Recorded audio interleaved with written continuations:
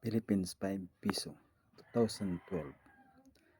Republika ng Pilipinas, Emilio Aguinaldo. This coins error or not error? Look the back.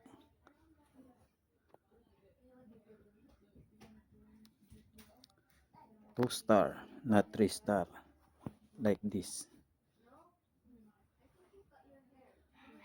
No, and the farmer. Error or not?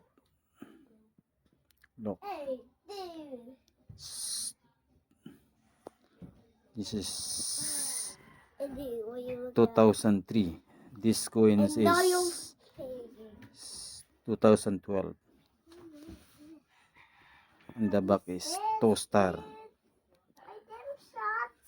Not same like this. 3 star, this 2 star. Philippines 5 piso coins, Emilio Aguinaldo.